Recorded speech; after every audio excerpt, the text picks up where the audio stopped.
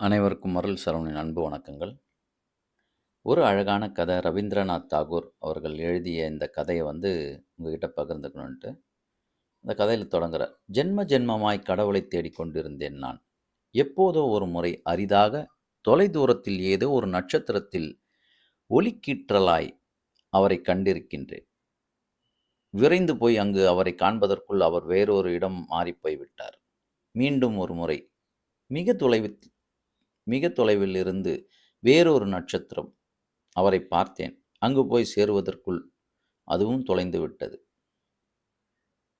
மற்றொரு சமயம் அவரின் புல்லாங்குழல் இசையை வேறொரு நட்சத்திரத்தில் இருந்து அந்த திசையிலிருந்து கேட்டேன்.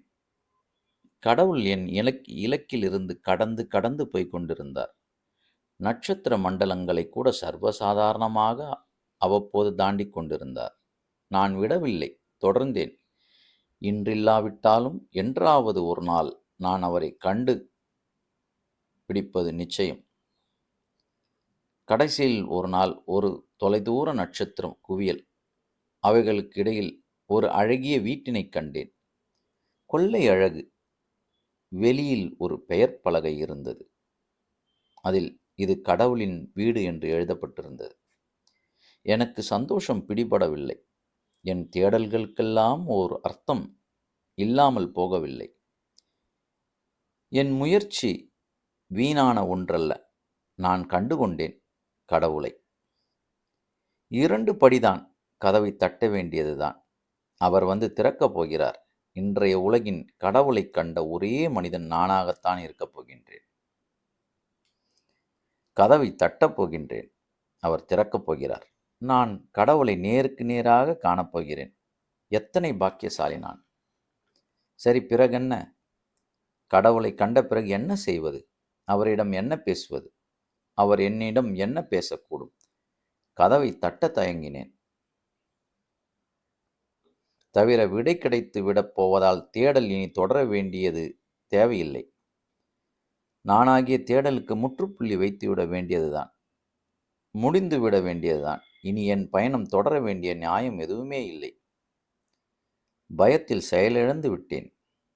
கதவை தட்டாமல் கையை விலக்கி கொண்டு திரும்ப கூட பார்க்காமல் என் வீட்டிற்கு ஓடி வந்து விட்டேன். அதிலிருந்து கடவுளை நான் மீண்டும் மீண்டும் தேடிக்கொண்டே இருக்கின்றேன். கடவுள் எங்கே இருக்கிறார்? அவர் எப்படி இருக்கிறார் என பல விதங்களில் விசாரித்து கொண்டு வருகின்றேன். அவர் எங்கே வசிக்கிறார் என்பதுதான் எனக்கு சர்வ நிச்சயமாக தெரியுமே. அந்த ஒரு இடம் மட்டும்தான் இனி நான் தவிர்க்க வேண்டிய இடம். மற்ற எல்லா இடங்களிலும் நான் கடவுளை தேடுவதை தொடர்ந்து கொண்டுதான் இருக்கின்றேன். சில சமயம் எழுத்தாளர்கள் எதை வலியுறுத்தி எழுத விரும்புகிறார்களோ அதுவாக சில பொருள்கள் அர்த்தம் கொடுக்கும். கதையின் அழகை மீண்டும் ஒரு முறை தியானித்து பாருங்கள்.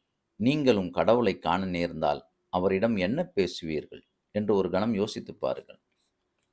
ஞாபகம் வைத்துக் கொள்ளுங்கள், அண்ட சராசரங்களையும் படைத்த, அதை காத்து கொண்டிருக்கும், முக்காலத்தையும் உணர்ந்த, சர்வ வல்லமை படைத்த கடவுளிடம் பேசப் போகிறீர்கள். என்ன, ஒருவருக்கு கொடுத்த ரூபாய் திருப்பி வருமா என்று கேட்க போகிறீர்களா? அல்லது மழை ஒழுங்காக வருமா? அல்லது விவசாயத்தில் எனக்கு எத்தனை மூட்டை வரும் என்றா? அல்லது குழந்தைகளின் திருமணம் பற்றியா? அவரை காண்பதை விட தேடிக்கொண்டிருப்பதே சுகம் என்று உங்களுக்கு தெரிந்துவிடும். இந்த கதையை படித்த பிறகு எனக்கு ஒரு உண்மைதானே, நம்ம கடவுளை நேரில் நம்ம பார்க்குற தருணங்கள் இருந்ததுன்னா என்ன சொல்லி பேச முடியும், என்ன கேட்க முடியும்? அதை நம்ம சிந்திச்சு பார்த்தாலே நமக்கு பல யோசனைகள் தோணும். ஆமாம்ல, நம்ம என்ன கேட்கறது? நம்ம கொஞ்சம் யோசனை பண்ணி பாருங்களேன். சின்ன சின்ன விஷயங்களாக கேட்கறது அவர்கிட்ட.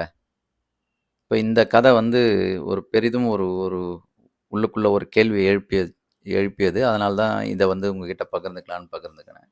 நன்றி, வாழ்த்துக்கள், வாழ்க வளமுடன்.